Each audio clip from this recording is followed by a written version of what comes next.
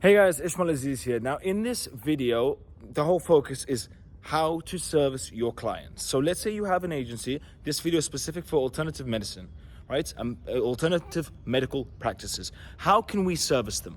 What is the results that we can achieve and how do we achieve those results? Because at the end of the day, if I make businesses money, businesses will pay me money for that capacity. So this is everything that you need to know to get great results for your clients. I've been doing this for 8 years now and I'm relatively good at it. So please watch the video, learn the service delivery, because as long as you can service other businesses will pay you money on repeat.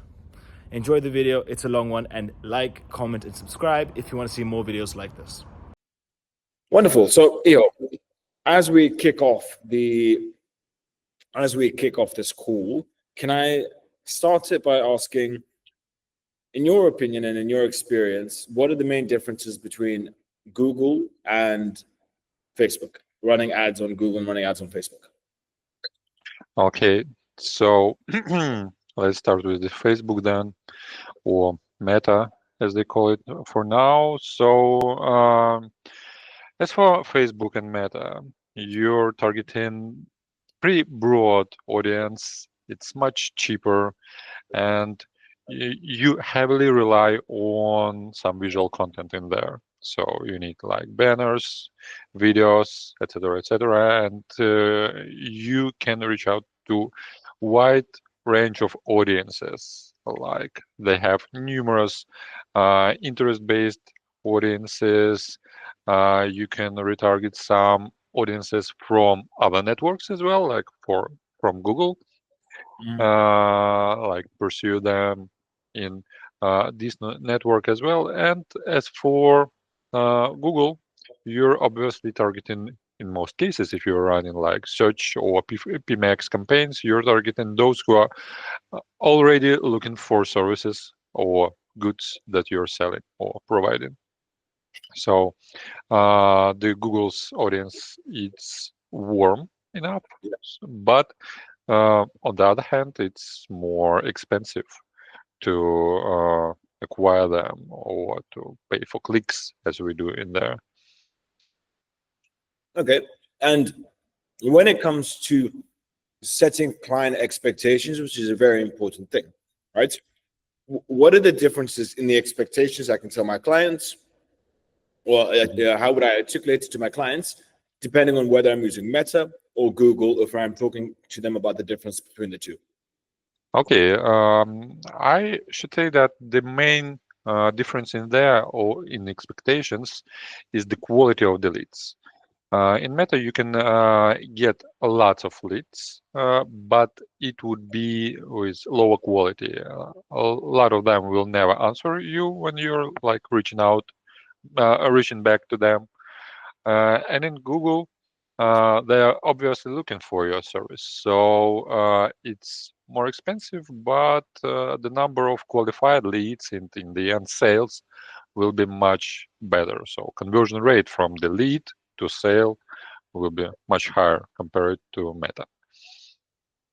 Okay, so then can I translate that? If the client wants an abundance of leads and they just want to hit everybody in their town or city, they go for Meta. Now, if they're looking for direct conversions at higher quality, but at the same time higher cost, because they're exchanging their time for efficiency and quality, then they go for Google, correct? Yeah, absolutely. Okay, now, when it comes to alternative medical practices, which I personally, I think is a stupid niche that people go into, but that's the niche that we're talking about today. The reason I don't like it is because it's so vague. Like alternative medicine is really wonderfully vague. Would you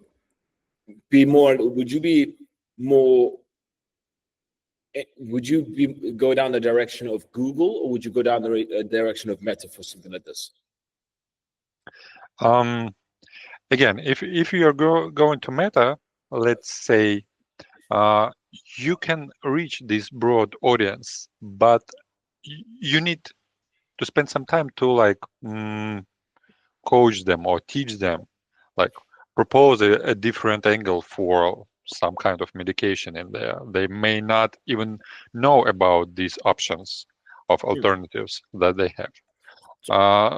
Yeah. When I speak of alternative medical, it's like acupuncture. Yeah, Right? I see. Yeah. Okay, cool. Yeah, like acupuncture or how do you say it? Chiropractic practitioners or physiotherapists. These like all these types of services are falling into some kind of a gray niche of medical services, and you need to comply with some policies on all the networks. You should be very attentive to details and to promote it in the end. Okay. So yeah, there is an audience who is basically know about this kind of services, and they're looking for this, and you can reach out to them directly, and others if you want more clients, because if you are like having brick and mortar, like one office in the city, you're serving like the radius of, I don't know, 5 to 10 kilometers about around your location, and there is not a lot of people, maybe not a lot of people in there, so you may reach some selling of number of showings of your ads to this your specified audience, and you'll then have to like go broader and teach them, as I said. Okay. Now, when it comes to Google, right? Let's say someone's a beginner. How would you advise them to get started on understanding copy, different variations, keywords? Like, what's a good way to introduce that to them? Okay, since this is a very specific niche, you will not have a lot of traffic, so this means that you will not have like statistically proven options which keywords works better. So you will need to go like broad, use say 10 15 keywords like acupuncture near me, or acupuncture name of the town, or some maybe clinics. So you're using these keywords, set in a list, and like starting the campaign. There is no like magic button that will decide which keywords work better for you. You will need to test it anyway. So, and another approach here is you can bid on competitors' branded keywords, like trying to steal their traffic from well-known or just known clinics in your surrounding, in your neighborhood, and go from there. But obviously, nowadays, PMAX campaigns is the all-in-one type of the thing that you can start with. If you're a business owner and you want to try to run ad campaign on your own, you just start the PMAX campaign and let it do the magic. Okay, now considering that most of these types of places would be brick and mortar, what I mean by that, if I say correctly, is they have a physical location or a few physical locations. How would you go about configuring the geo-targeting? Configuring geo-targeting. So we obviously have this radius location targeting about around your location. And for something like alternative practices, how would you decide? Let's imagine you've never done it before, right? So let's imagine you yourself, you've never done this before. How would you get started working out the audience targeting? Would you keep it super vague, or would you test specifics? If we were talking about Google Ads, right? Yes. Yeah, I'm always starting with a broad reach, but obviously for alternative medicine, the like key audience in there is age of 35 plus, 35 to 54, I believe. Yeah. Both genders, and there are maybe some specific things about like this is pretty popular among like sporting audiences like cycling or golf or tennis. So they're healing their like elbows, knees, Yeah. or their back with these types of medication, because traditional is not helpful in every case. So they're trying that way.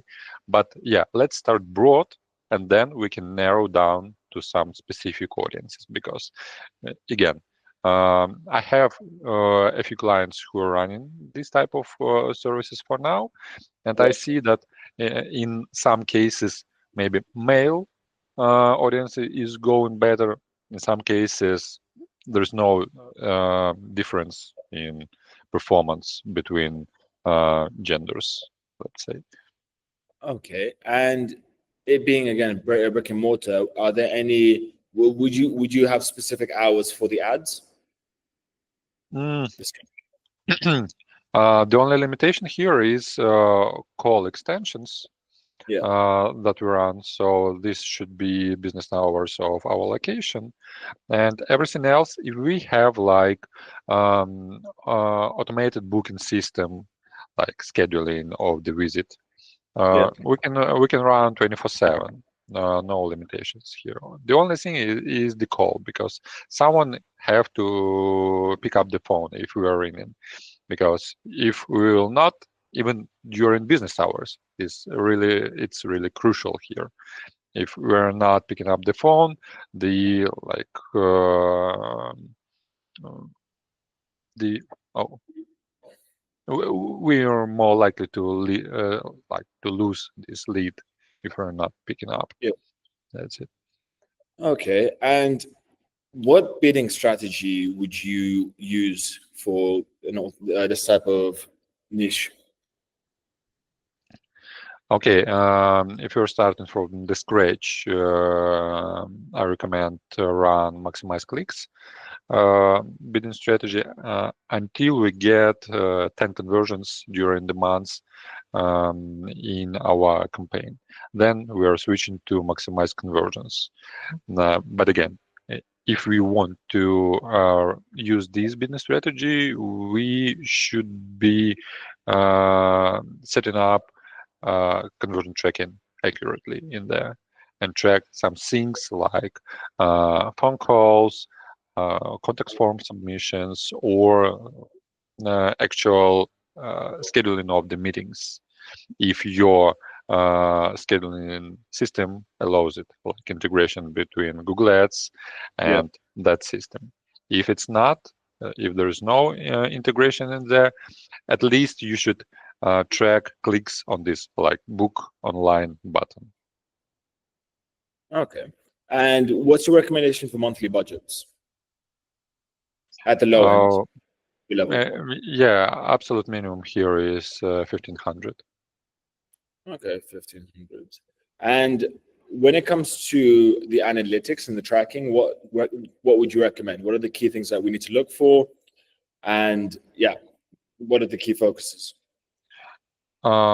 Okay, since we're focusing on conversions, obviously we should be focusing on this type of conversions that I've mentioned earlier, like calls, some messengers, book online, and contact form submissions. We can also track some secondary things, like maybe if we have some educational videos on the website, or videos that are telling about ourselves, about our clinics. We should also track this, just for better understanding about how should we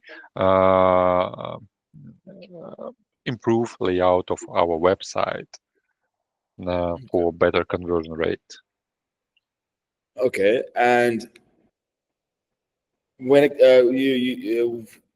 you reference the looking at the data and those that look at videos. So how would you set up retargeting for this one? Unfortunately, medical things are prohibited for retargeting. It's sensitive niche, and you can't actually retarget people. Very good, very good. All right, and obviously I can't ask for all of them. What are the main things when it comes to compliance and following the rules with medical niche? What are the main things that come to mind that people should know if they're just getting started? Obviously, you should comply with your local policies, and this will be similar to local Google policy. So you verify your clinic, you're uploading your documents in there. So you just need to prove that you're a real doctor or therapist in there.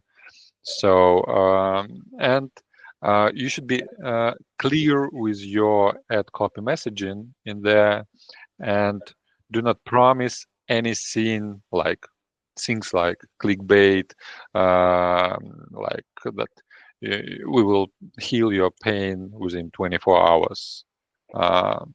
This should be only about your quality of services, but not like over promising something. And what happens if someone over promises? Oh, Like, your account will be suspended, like banned for forever. now, will they get a warning or will they just be suspended? You have some time when you're starting setting up the account, and you will be prompted to asked to upload the documents, and unless the verification is completed, you will not able to run ads. Okay. Now, we mentioned how, well, you mentioned how we can use the top clinics in the areas and we can like steal from their traffic. Alongside that, how would you recommend someone analyze their competitors, whether that's their ads or their landing pages? What's a good way for someone to look at what others are doing correctly in order to maximize success for themselves? Okay, I should mention a thing called Auction Insights in Google Ads. Once you are running the ads, you will see all the competitors running Google Ads in the same location with you. So they're appearing in the same auctions with you. So you should like repeatedly analyze this report and see if some new websites are appearing in the auctions and analyze them. So it's more about getting best practices or some new things. Maybe they're using new widgets that you are not using, and they may be increasing conversion rate in there, or just getting some insights like how should I rework my site, maybe, so it would be more visually appealing in there. And yeah, you will also see like the behavior of the competitors. If you're losing a thing called impression share, like the number of times you're appearing compared to the whole market. Like if there are 100 such queries during the months, like physiotherapist in Ontario or whatever, and you have impression share of 10, it means that you appear in only 10 auctions of 100. So you have a room for scaling like 10 times. You can increase your budget, and you can see also the changing of impression share between competitors. So someone is adding budget, and you should also act according to these insights. Like if you're asking yourself why number of bookings, appointments decreased, you should look in there. Maybe someone like getting more auctions. So Yeah, but I understand that in most cases, you know your competitors in your neighborhoods, but it's more about their digital behavior, analyzing the landing pages and all this, like some expected marketing budget if they're changing it. Okay. Now, an odd question with landing pages. What repercussions could someone face if they stole a competitor's website like for like they just copied everything the exact same? Could there be any repercussions? Um, Not directly on Google. It's more about copyrights in general jurisdiction, and your local authorities may just sue you, maybe. But yeah, there are some cases when you're just copying someone. I mean that it's not the white technique, Yeah. but someone may do this, and yeah, you should be ready for, like, I don't know, going to court or something like that. But again, you should be unique.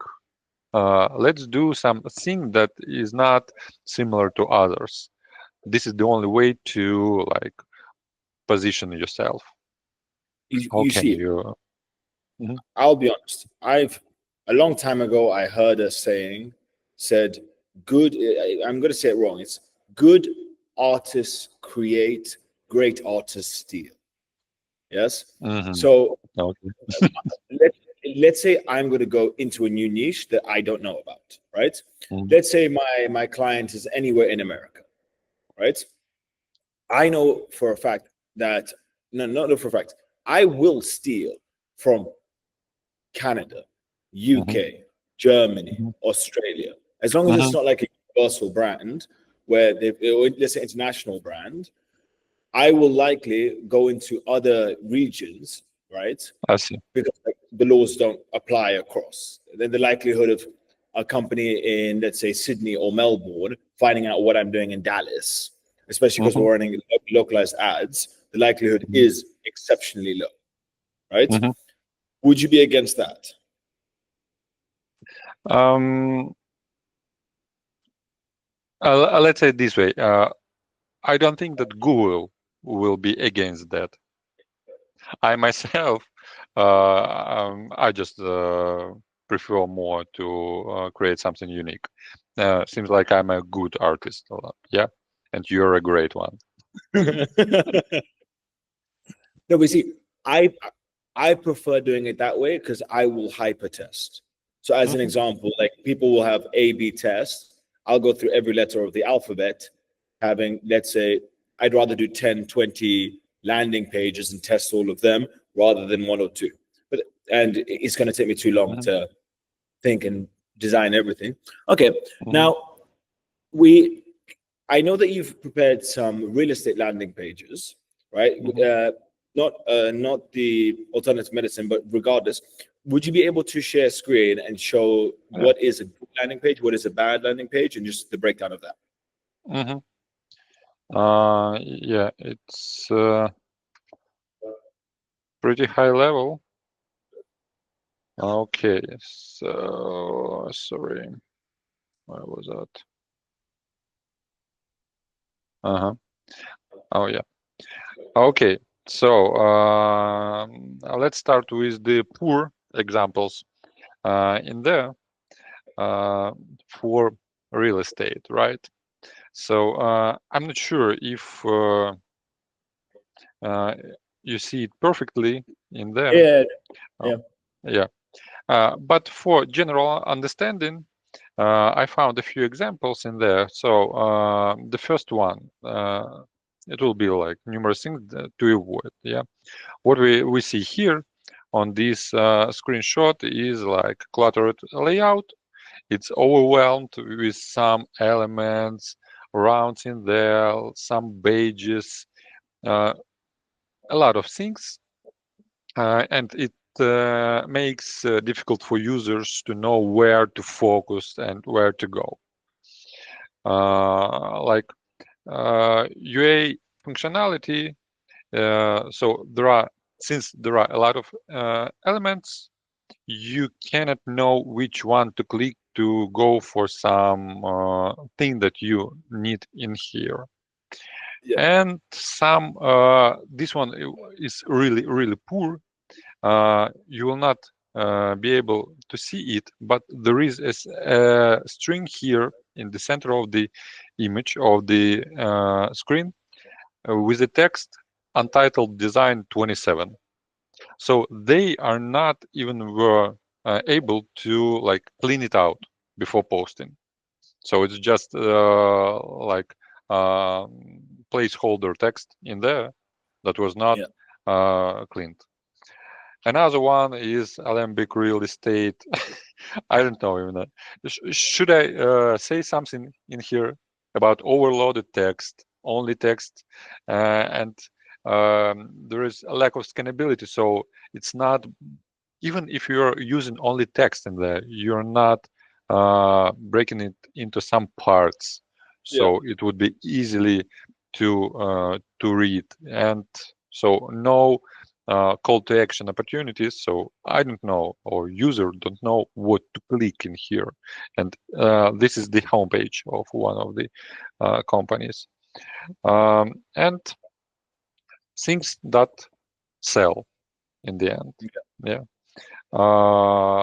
Luxury residence, immersive visual experience. So we have this full screen homepage image, some dynamic galleries of interiors, exteriors in there.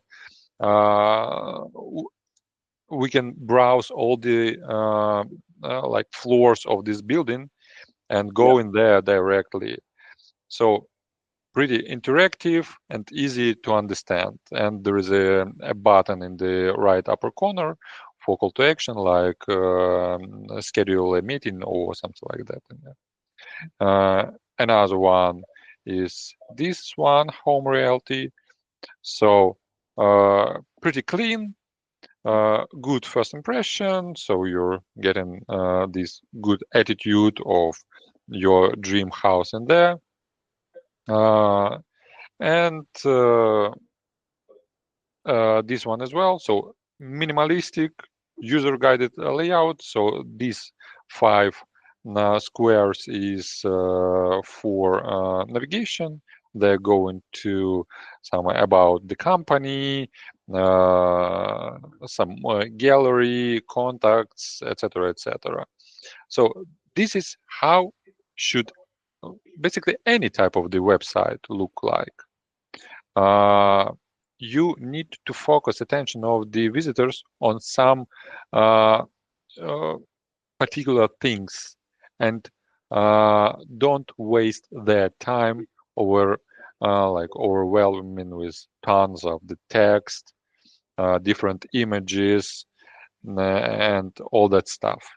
Be clear, and the less clicks user need to get to the point to schedule the meeting or the appointment or whatever it is, the higher your conversion rate will be.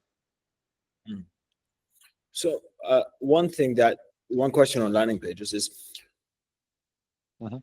would you recommend that a landing page cannot click onto another part of the website? Or would it be okay to have all the aspects? So as an example, so you've got your landing page at the top, so let's say the landing page is made for booking, right? So it's a direct, they can book into the practice, select times. Would you recommend to have the top banner like most websites have, where you can see about us, contact us, home, reviews, or just the landing page alone? Let's say it all depends. If this is the not landing page, let's call landing page is the some kind of a one pager or some specified website for a product or service. If we're talking about the let's say projects or companies website, you can go with this navigation menu at the top. If it's like landing page, and you need to quickly guide a user through these long, like numerous screens. In most cases, it's just a quick message in the center and the call to action button that may drop you like down to another section and get your contact information, and that's it. And which one would you recommend for, let's say, for alternative practice or medical practice? I believe that we will need to have this navigation menu. Yeah. Yeah. Okay. And when it comes to building trust, right? Mm-hmm. What would you do? Like, obviously, let's say, as an example, for solar, you've got special types of badges, or let's say Trust Pilot, or if it's for painters, builders, they can use, as an example, Yelp reviews or Google reviews. With alternative practices or medical practices as a whole, and just before that, we've also got things like client testimonials, whether that's in video format, text format, plug into the Google reviews. What would you recommend someone would do to enhance the conversion rates for themselves or their clients? And can it be too much? Can you do too much testimonial proof, or what do you think? It still works. Let's start with the thing. You need to place the reviews, as we've mentioned. I believe more in video reviews for now, but you will need to like renew it or refresh, uploading new ones periodically. Yeah, you're placing it on like I think second screen when you're scrolling down. So you need to add this social proof so people understand, first of all, that you're actually existing. There are some visitors in there, and too many. Yeah, let's place 3 to 5 reviews if we are talking about some text ones, maybe using a widget from Google My Business reviews or from Trustpilot, only a few of them. Okay, I believe I lost you. No, are you here? Oh, yeah. Just image frozen. Okay, so yeah, let's stick to 3 to 5 of them, and maybe one video below them. Okay. And would you be opposed? Would you put in the social medias? Would you link that in, or would you be worried that that would distract the people? And now, obviously, if you're going to include this type of stuff, you need to open up a new tab, not take them away. Yes. So, but would you include the social medias if the social medias aren't good? Right, if they are good. The common technique here is placing these social media buttons in the footer of the web page, so you can go in there. But yeah, you're right that your social media should be like alive in there. You need to post content periodically in there, so like at least once a month, so people understand that you're actually working on this. And yeah, because for me, for example, when I see something that if someone posted another piece of the content a year ago, it seems to me a bit tricky to maybe contact them. Maybe they're not working anymore in this dynamic world. Maybe they're already closed, and this not. We will not give it a try even to contact them. So yeah, contact plan and contact management, or not content management is obviously the thing that you need to take care of as well. Okay. And when it comes to the importance here, what would you say is the bigger driver? We have to I think. test. We have to test all aspects. What has the bigger impact once fully optimized? The landing page or the ads? Oh, both things because our visitor experience should be consistent. If we are saying that we are established clinic in there, our website should be also respectable, and we need to make sure to renew it and use some modern techniques in there. But again, we can even use call only ads, for example. Yeah. And just that is not forwarding visitors to the website. They contact you directly from the ads. Yeah. Okay. And when it comes to setting expectations, most clinics, I would argue, are low tickets, right? And there's low requirements to get it done. So as an example, if I want my roof remodeled, that's a whole process from A to Z. If I want to go into an acupuncture clinic, I can book relatively quickly online and just go. When should you be aiming to see your first few results, whether that's your first few, let's say, walk-ins to the clinic, and let's say with a 1,500 ad spend, what can we potentially expect on the low end or the high end, assuming we're doing things correctly?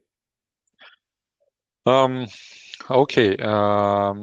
I believe that for this type of clients, maybe some actual appointment booking will cost you around $50 if we are saying about pretty big cities like state cities, or like, as you mentioned, Dallas or Chicago or something like that. So maybe around $50. But again, as in most cases, there will be a treatment plan, so they will need a few appointments, a few visits in there. Lifetime value of the client will be much, much higher. I think that the very first visit will be around $100, maybe some promo action of 80 or 90, because I have a clinic in Toronto, and their prices is somewhere in there about 100. But it will take like maybe 5, 6, 7 meetings for the full course. So the return on investment anyway will be positive in there. We're breaking even. Even if we were serving in pretty narrow location. Okay. And when it comes to testing and optimization, obviously, if you do things the wrong way, you're stupid. But on the basis that you are testing correctly and you are familiar, in the beginning, we're going to get the highest cost per appointment or the highest cost per walk-in, right? How long should we expect that the price point to stabilize to what it should be when optimized? Let's say 2 months, because and again, 2 months if you're starting from the scratch. It's the new Google Ads account. You have no historical data in there. So you will need, like, algorithm will need some time to educate itself, to gather conversion data, and then it will stabilize it. And again, then after every change in the campaign settings, in keywords, it may take a few days. A few days will like be fluctuating in there from the top to downs, and then it will again be pretty like straight in there. So Okay. 2 months, I believe. Okay. And how often should I test? Let's say I've run the first I've made my campaign, I've got my keywords, I've got the ads. So like the way that I do it with basically all types of work is I test one thing at a time to optimize, right? So let's just talk on the Google side. So we're not talking about landing page, that type of conversion optimization. We're just talking about the Google ads, right? Let's say I put in, let's say, my first test, or per test. How long should I let it run before I then adapt it and change it over? Look, there is a feature called experiments in Google Ads that allow you to change some ad copies and or settings of the campaign and run it as A/B test. You set the budget split between this original campaign and testing campaign, and like Google started collecting data, but from statistical point of view, it may take like months to collect the data. It all depends on your audience size, on number of conversions you acquire. So maybe months. But if we're talking about our specific niche, it may take a lot. Yeah. Don't expect like fast results in there. It's more, even if I analyze it, so looking for some trends, I analyze at least 4 weeks to make some adjustments to the campaign. Because first, as I mentioned, the more often you make changes, the more often algorithm goes to the learning phase again, and you're waiting to stabilization in there. And because of the not a lot of conversions in there, you will not basically understand if you're like picking some random scene or it's a real trend, for example. So you will need to analyze like months of data. Okay. And how important would you say it is to have educational on the landing page, educational information? Or would you say it just tests different types?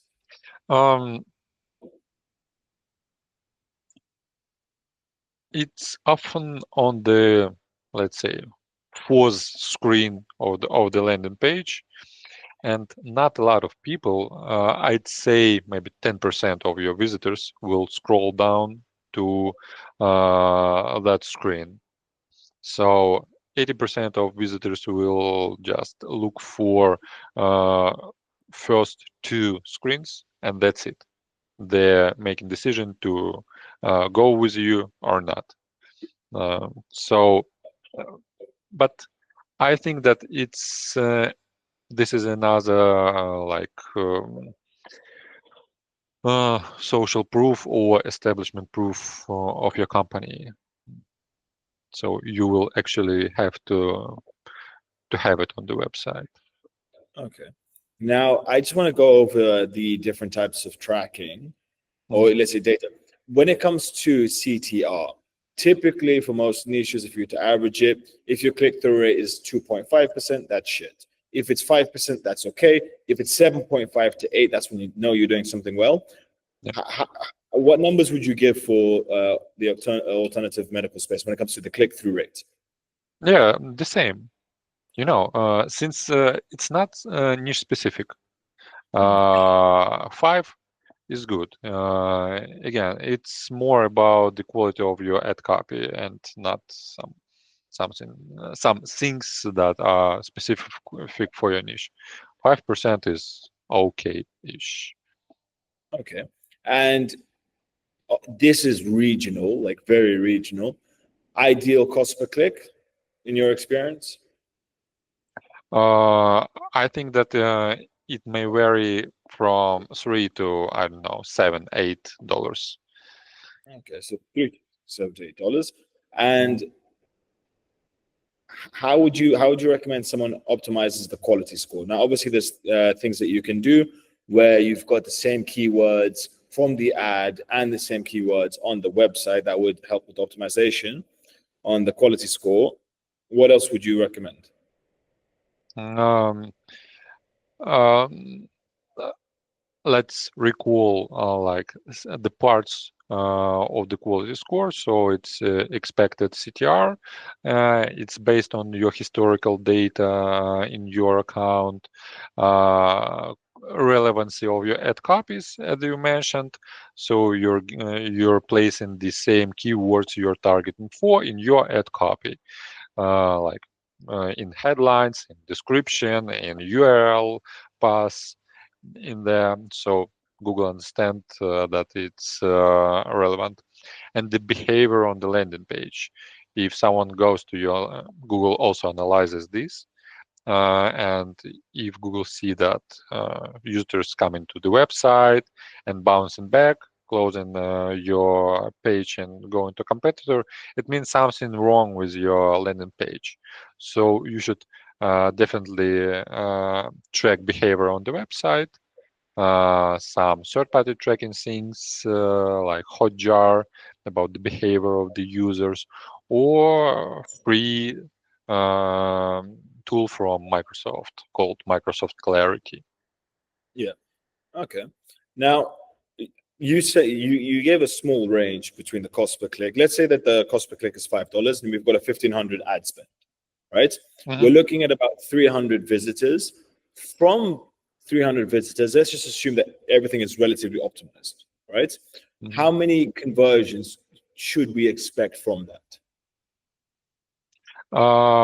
I think that we can expect, again,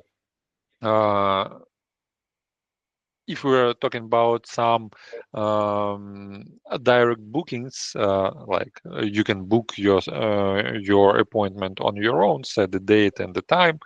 It's easy to use. I'd say you should expect 10 to 15% of conversion rate. It's pretty high, but it's obviously working if the process is automated in there. Okay. Yeah. Now, considering that Google seems very optimized for this type of space, why do some people go with Meta?